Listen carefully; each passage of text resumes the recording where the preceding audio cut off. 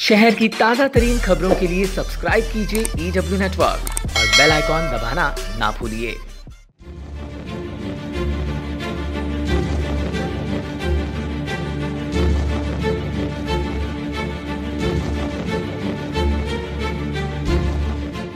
येत्या 29 एप्रिलला ठाणेसह कल्याण लोकसभेच्या निवडणुका देखील संपन्न होणार आहेत आणि याच निवडणुकीच्या रिंगणात पहिल्यांदाच राष्ट्रवादी आणि काँग्रेस आघाडीचे अधिकृत उमेदवार म्हणून बाबाजी पाटील रिंगणात उतरलेले आहेत आणि त्यांची थेट जी टक्कर आहे ती शिवसेना BJP युतीचे विद्यमान खासदार आणि उमेदवार श्रीकांत शिंदे यांच्यासोबत आहेत। त्यांच्याशी आपण जाणून घेणार आहोत त्यांच्यासाठी ही निवडणूक आव्हानात्मक ठरणार आहे का। सर, निवडणुकीत पहिल्यांदाच खासदारकीची निवडणूक लढवणार आहात, कसं एकंदरीत वाटते? पक्षश्रेष्ठींनी जी तुमच्यावर ही उमेदवारी दिलेली आहे, तुम्हाला जो विश्वास दर्शवलेला आहे तुमच्यावर, किती मोठी जबाबदारी आहे? पक्षश्रेष्ठीचे आदरणीय पवारसाहेब यांनी जी माझ्यावर कल्याण लोकसभा क्षेत्राची निवडणूक लढवण्याची जबाबदारी दिली ती नक्कीच पेलण्याचा मी प्रयत्न 100% करणार आहे। त्याच्याबरोबर आदरणीय नाईकसाहेब, आदरणीय आव्हाडसाहेब आणि कल्याण लोकसभा क्षेत्रातील सर्व राष्ट्रवादी काँग्रेस आणि सर्व आघाडीचे जे कार्यकर्ते आहेत ते माझ्याबरोबर राहतील असं मला विश्वास आहेच। सर, काय वाटतं की या निवडणुकीला आपण कोणते मुद्दे घेऊन निवडणुकीच्या रिंगणात उतरला आहात? जनतेसमोर काय मुद्दे घेऊन तुम्ही जाणार आहात? मुद्दे म्हटलं तर अनेक मुद्दे आहेत, अनेक प्रश्न आहेत। कारण गेल्या 5-25 वर्षांमध्ये सरकारने या भागाकडे दुर्लक्ष केलेलं आहे। या भागामध्ये कल्याण लोकसभा क्षेत्रामध्ये जवळजवळ स्थानिक भूमिपुत्रांची 129 खेडेगावं आहेत। तसेच 3 महापालिका आहेत, कल्याण महापालिका, उल्हासनगर महापालिका, ठाणे महापालिकेचा काही भाग, अंबरनाथ नगरपालिका। परंतु सर्व ठिकाणी सत्ता शिवसेनेचीच आहे आणि ती सत्ता असतानासुद्धा महानगरपालिकेमध्ये कुठल्याही प्रकारची विकासाची कामं झालेली नाहीत। संपूर्ण ग्रामीण भागामध्ये दुर्लक्ष केलेले आहेत। मग 14 गावांचा प्रश्न असेल नवी मुंबईमधून महापालिकेनं वगळलेली, तर त्यांना साधं पियाचं पाणीसुद्धा मिळत नाही। रस्ते, शौचालय, वीज याचा तर गंभीर प्रश्न आहे। त्याच्यानंतर 27 गावं जी कल्याण महानगरपालिकेमधून पहिला वगळली, आता परत त्याच्यात घेतली, त्याच्यासाठी अनेक घोषणा केल्या, अनेक पॅकेज तयार केले की बाबा 6,500 कोटी रुपयाचं पॅकेज। कदा आदरणीय मुख्यमंत्री साहेबांच्या लक्षात ते आलं की या भागावर नक्कीच दुर्लक्ष केलेलं आहे आणि साहेबांनी ते पॅकेज तयार केलं, परंतु ते पॅकेजमधलं आतापर्यंत कुठला निधी आला असं मला वाटत नाही।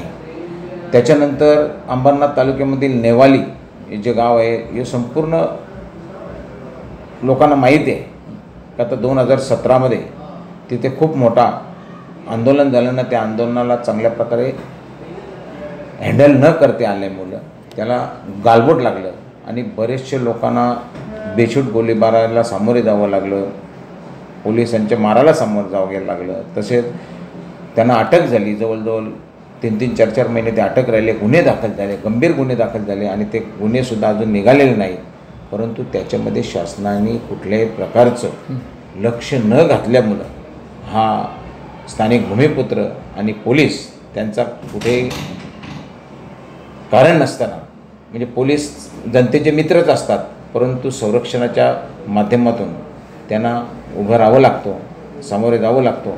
परंतु पोलीस आणि जनता यांचा संघर्ष होऊन खूप लोकांना तकलीफ झाली। ती जनता आता मला वाटतं विसरणार नाही, कारण त्यावेळी सरकारने कुठेतरी मध्यस्थी करून हे मिटवायला पाहिजे होतं, परंतु तो झालेला अन्याय लोकांना नक्कीच त्या अन्यायाला वाचा फोडल्याशिवाय राहणार नाही। सर, तुम्ही ज्याप्रमाणे म्हणालात की भूमिपुत्रांना नेहमीच ज्या समस्या आहेत त्या समस्यांचा विळखा भूमिपुत्रांना लागलेला आहे, काय वाटतं सत्तेत शिवसेना असताना या पूर्ण मतदारसंघामध्ये कुठेतरी नेहमीच भूमिपुत्रांना वंचित ठेवण्यात आलं असं वाटतं तुम्हाला? 100%। का तर तुम्ही या संपूर्ण भागाचा पाहणी केला तर तुम्हाला नक्कीच माहिती पडेल कितीतरी खेड्यांना, गावांना अजून पाणी नाही, रस्ता नाही, विजेचा प्रश्न आहे, म्हणजे असे अनेक गंभीर आहेत। त्याच्यानंतर कितीतरी लोक रोजगारापासून वंचित आहेत, कारण इथे MIDCच्या सारखे उद्योग पूर्वी शासनाने आणले, त्यावेळी स्वस्त जमिनी आपल्याकडून खरेदी करण्यात आल्या आणि त्या जमिनी देण्याचं कारण एकच होता की आपल्या मुलांना बालांना कुठेतरी नोकऱ्या मिळतील, रोजगार मिळेल आणि त्याच्यावरती उपजीविका म्हणून ते साधन होईल. परंतु त्या कंपन्या स्वस्त दराने जमिनी विकत घेऊन केल्या आणि त्या 5-25 वर्षामध्ये त्या संपूर्ण कंपन्या बंद झाल्या आणि त्या कंपन्या बंद झाल्यामुळे लोकांच्याकडून जमिनी पण गेल्या आणि लोकांच्या नोकऱ्या पण गेल्या आणि त्या जमिनी कंपन्यावाल्या आता रेसिडेन्शियल झोन करून तिथे 10-10, 20-20, 30 मालाच्या टावर उभे करू लागले आणि लोक अजून तशीच राहिली. लोकांच्याकडे दुर्लक्ष झालं कारण कंपन्या बंद झाल्याच्या नंतर त्या जमिनी लोकांना परत मिळायला पाहिजे होत्या असा कायदा आहे का कुठल्याही कारखान्याला जमीन दिली आणि तिथं कारखाना होऊ शकला नाही तर तिथे रेसिडेन्शियल झोन करायचे असेल तर शेतकऱ्यांना त्याच्यामध्ये सहभाग घेणं गरजेचं आहे. परंतु कुठल्याही प्रकारचं सरकारने त्यांना सहभाग दिलेला नाही. त्याच्यामुळं लोक वंचित राहिली, नोकऱ्यांपासून पण वंचित राहिली आणि जमिनीपासून पण वंचित राहिली. तर त्याच्यामुळं लोक खूप नाराज आहेत. दुसरं, कितीतरी वर्षामध्ये स्थानिक भूमिपुत्राला या भागामध्ये उमेदवारी दिलेली आहे माझ्या रूपाने आणि त्या रूपाने दिल्या कारणाने लोक नक्कीच न्याय देतील आणि मतदानाच्या पेटीमध्ये दाखवून देतील तर स्थानिक भूमिपत्रांवर जो अन्याय केले ते अन्यायाला ते नक्कीच वाचा पडतील. सर, तसं पाहिलं तर पहिल्यांदाच तुम्ही खासदारकीची निवडणूक लढवणार आहात. या अगोदर आतापर्यंत तुम्ही नगरसेवक म्हणून तुमची कामगिरी राहिलेली आहे, कारकीर्द राहिलेली आहे. काय वाटतं शिवसेनेचे जे विद्यमान खासदार आहेत ते कुठेतरी आव्हानात्मक ठरणार आहेत एक कॅन्डिडेट म्हणून तुमच्यासाठी? मी जरी ठाणे महानगरपालिकेमध्ये 2 वर्षापूर्वी निवडून आलो असेल परंतु 2008 ते 2014पर्यंत ठाणे महापालिकेतच शिक्षण मंडळावर काम केलेलं आहे. त्याच्यानंतर 2008 पासून आजपर्यंत ठाणे जिल्हा बँकेवर मी संचालक म्हणून काम पाहत आहे.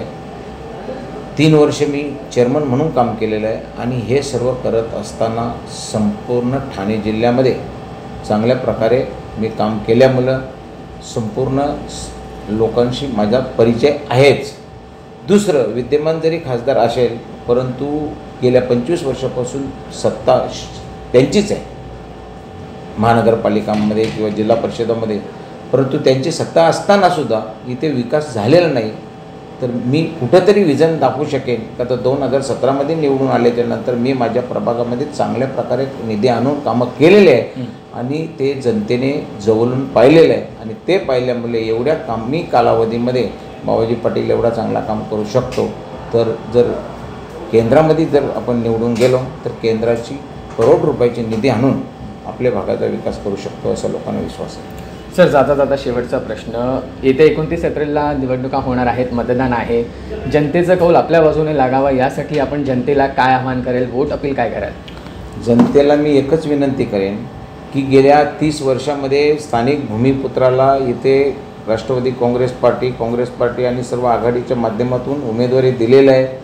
स्थानिक भूमिपुत्र असल्या कारणाने माझा इथे संपूर्ण भागाकडे लक्ष आहे आणि राहणार आहे का तर सामाजिक कार्याच्या माध्यमातून मी अनेक बचत गट स्थापन करून ठाणे जिल्हा मध्यवर्ती सहकारी बँकेमध्ये जवळजवळ 30,000च्या वरती बचत गट स्थापन केलेले आहेत आणि त्या माध्यमातून मी संपूर्ण भागाचा दौरा करून लोकांचं अंदाज घेतलेला आहे आणि जवळजवळ या मतदारसंघातील जी स्त्री शक्ती आहे ती स्त्री शक्ती माझ्या पाठीमागे माता भगिनीच्या रूपाने राहील असं मला वाटतं आणि तो मला विश्वास आहे की ते नक्कीच 29 एप्रिलच्या मतपेटीमध्ये दाखवून देतील. जरी मी लोकांना वाटत असेल नवीन पण मी माझ्या भागासाठी इथला स्थानिक भूमिपुत्र आहे, इथे राहणार आहे. मी काही बाहेरून येऊन इथे कुठल्याही प्रकारचं काम करत नाही. खूप खूप धन्यवाद सर आमच्याशी थेट चर्चा केल्याबद्दल. सर्वत्र ठिकाणी सत्ता शिवसेनेची असली तरी विकास मात्र शिवसेनेनं केला नाही आणि हाच विकास जर जनतेने आपल्या बाजूने कौल दिला तर हाच विकास आपण करणार असा ठाम विश्वास बाबाजी पाटील यांना आहे. कॅमेरा पर्सन राजू शर्मासह गंगासिंग राजपुरोहित, EW नेटवर्क.